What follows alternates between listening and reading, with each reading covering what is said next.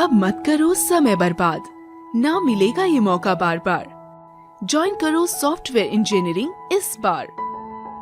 अगर करते हो कोडिंग से प्यार तो सीखो एंगुलर जावा पाइथन इस बार। होगा आपका सपना साकार, ज्वाइन करो वेब इंस्टीट्यूट इस बार।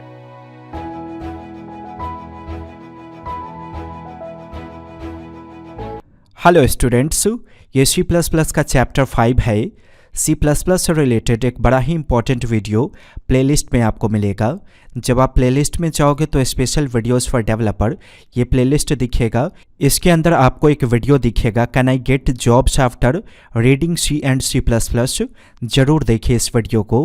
और इस प्लेलिस्ट में कई सारी ऐसी वीडियो है जो आपके काफ़ी काम की है। अगर आप कोडिंग करते हो तो बहुत सारी इंपॉर्टेंट वीडियोज आपको इसके अंदर मिल जाएंगी। प्रीवियस वीडियो में आपने ऑब्जेक्ट ओरिएंटेड में कोडिंग करना सीखा था C++ के अंदर।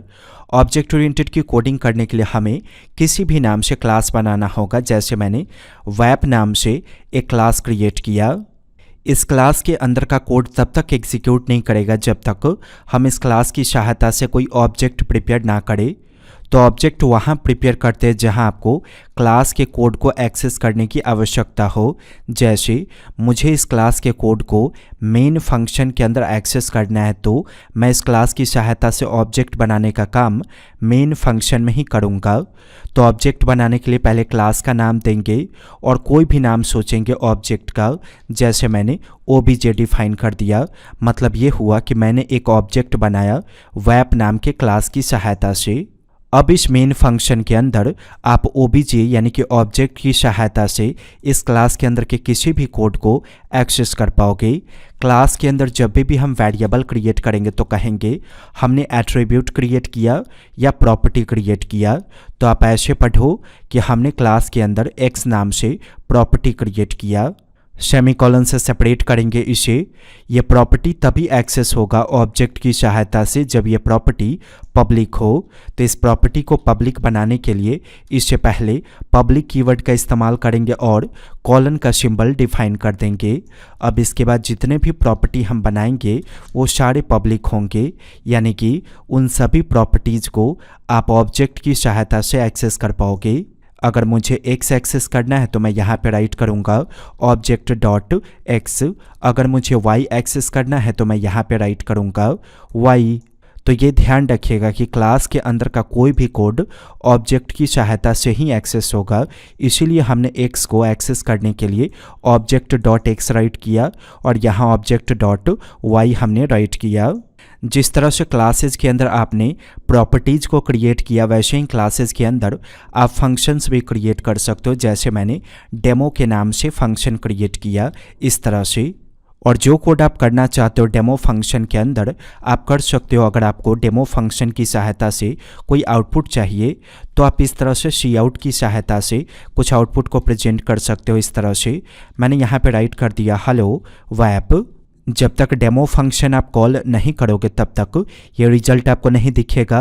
कहाँ होगा कॉल, देखिए गौर से। आपने क्लास के अंदर डेमो फंक्शन को बनाया तो इसे कॉल वहीं कर पाएंगे जहाँ हमने क्लास का ऑब्जेक्ट प्रिपेयर किया होगा। तो हमने ऑब्जेक्ट यहाँ प्रिपेयर किया तो इसका मतलब हम यहीं पे इस फंक्शन को कॉल कर पाएंगे। जिस तरह से आपने प्रॉपर्टी को कॉल किया object dot x object dot y की तरह, वैसे ही ऑब्जेक्ट की सहायता से आप डेमो फंक्शन को ऐसे कॉल करोगे। ओके, तो क्या यहाँ पे cout राइट करने की आवश्यकता है? नहीं। अगर आपने डेमो फंक्शन कॉल किया तो ये तो ऑटोमेटिक आपको आउटपुट दे देगा। रन कीजिए ज़रा। मैंने बिल्ड पे क्लिक किया, देखिए रिजल्ट आया। आखिर डेमो फंक्शन एक्सेस कैसे हो गया? देखिए, जिस तरह से प्रॉपर्टीज़ को पब्लिक आप बनाते हो फंक्शन को भी पब्लिक जब तक आप नहीं बनाओगे तब तक फंक्शन भी कॉल नहीं होगा। तो पब्लिक ऊपर में आपने इस्तेमाल किया, इसका मतलब इसके नीचे अगर आपने प्रॉपर्टी बनाया या फंक्शन बनाया तो ऑलरेडी प्रॉपर्टी भी पब्लिक होगा और फंक्शन भी आपका पब्लिक होगा। इसी वजह से आपने यहाँ पे फंक्शन को एक्सेस कर लिया। अगर मैं यहाँ से पब्लिक को रिमूव कर दूँ और फिर मैं रन करने का कोशिश करूँ तो देखिए एरर आया। तो ये चीज़ समझा आपने। अगर यहाँ पब्लिक होगा तो नीचे का सारा प्रॉपर्टी और मेथड पब्लिक हो जाएगा।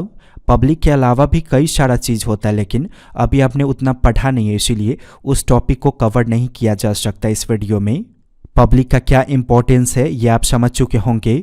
अगर पूछा जाए क्या होता है पब्लिक, तो बताएंगे कि पब्लिक एक कीवर्ड है जिसे हम एक्सेस स्पेसिफायर के नाम से जानते हैं। एक्सेस स्पेसिफायर वो होता है जो आपको डेटा एक्सेस करने का अनुमति देता हो। अब जैसे प्रॉपर्टीज़ में डेटा है, फंक्शन के अंदर डेटा है, तो इनको एक्सेस करने का अधिकार आपको किसने दिया? पब्लिक ने। इसीलिए पब्लिक को कहेंगे एक्सेस स्पेसिफायर्ड। कहीं कहीं पे डेटा मॉडिफायर भी इसे कहा जाता है। फंक्शंस को एक और नाम से जानते हैं मेथड। तो आप ऐसे भी पढ़ सकते हो कि हमने मेन फंक्शन बनाया या मेन मेथड को हमने बनाया। यहाँ पे भी वैसे ही आप पढ़ सकते हो कि मैंने डेमो फंक्शन बनाया या मैंने डेमो मेथड को बनाया। तो फंक्शन का ही दूसरा नाम है मेथड। अगला फंक्शन मुझे बनाना है तो कैसे बनाऊंगा? डेमो फंक्शन को सेपरेट कर देंगे ऐसे, और फिर अगले फंक्शन की कोडिंग करेंगे। मैंने अगले फंक्शन का डेफिनेशन किया इस तरह से, टेस्ट के नाम से। सी आउट का इस्तेमाल कीजिए और टेस्टिंग पर्पस के लिए इसमें राइट कर दीजिए हेलो टेस्ट। जब तक कॉल नहीं करेंगे तब तक रिजल्ट नहीं आएगा। तो जैसे आपने डेमो कॉल किया वैसे ही आप ऑब्जेक्ट की सहायता से टेस्ट को भी कॉल करोगे। तो आपने अगर दोनों फंक्शन कॉल किया तो दोनों का रिजल्ट दिखेगा। पहले आपने डेमो कॉल किया तो पहले डेमो का रिजल्ट दिखेगा, फिर आपने टेस्ट कॉल किया तो टेस्ट का रिजल्ट दिखेगा। रन कीजिए, देखिए पहले डेमो का रिजल्ट, उसके बाद टेस्ट का रिजल्ट। अगर इतना का प्रैक्टिस आपने कर लिया तो इन सभी कोड्स को आप रिमूव करो यहाँ से।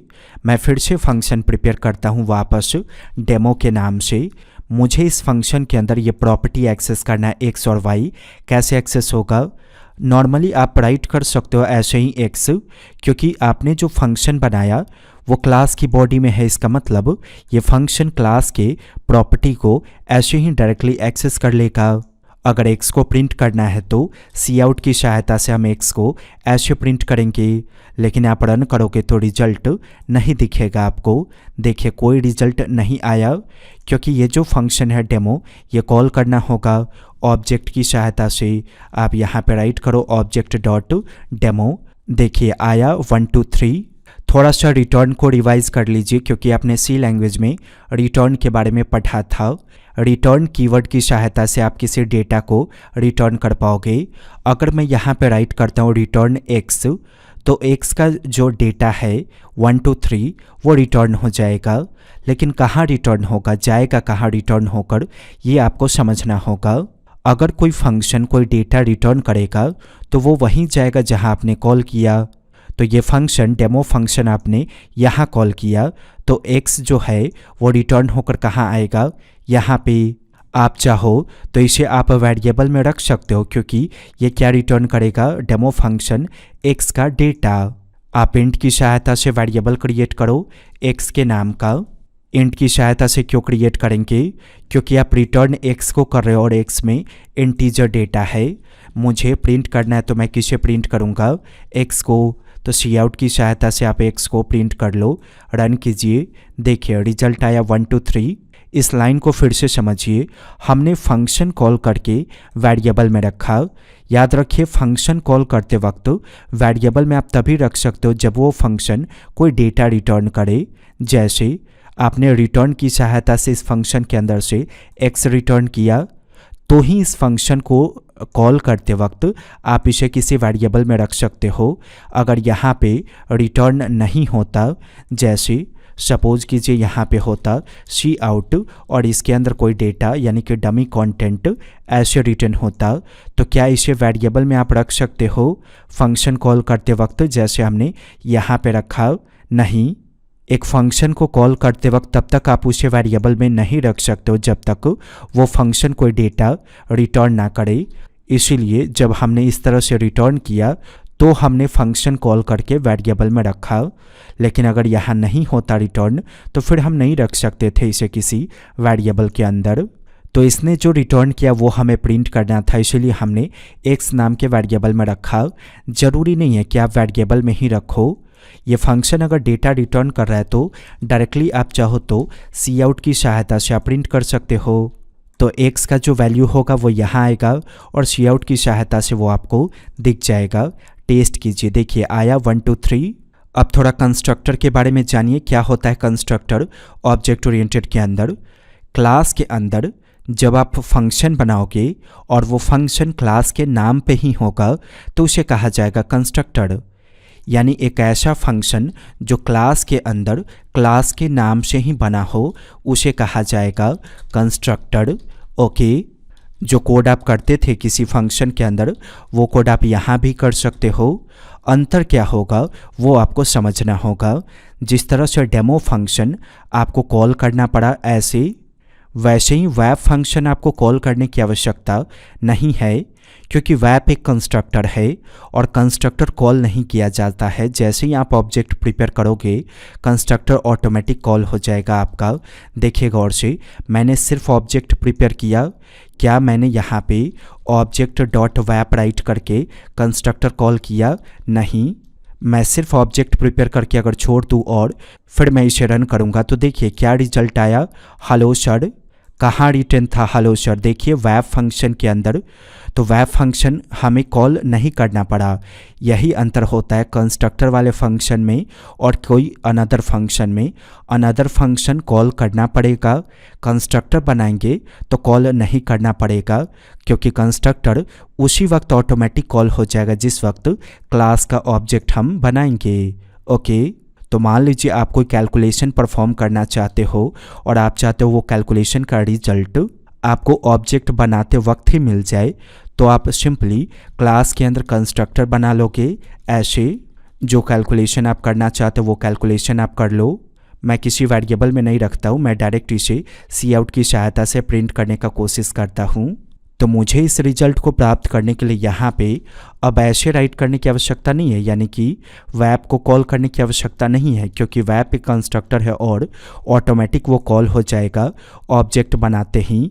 ज़रा टेस्टिंग कीजिए, देखिए रिजल्ट आया। वीडियो समझ में आया तो लाइक ज़रूर कीजिए, वेबसाइट पे ज़रूर विजिट कीजिए ताकि आपको हमारे सॉफ्टवेयर इंजीनियरिंग क्लासेस के बारे में सारी जानकारी हो सके। वेब इंस्टीट्यूट के वीडियो को देखने के लिए आपका धन्यवाद।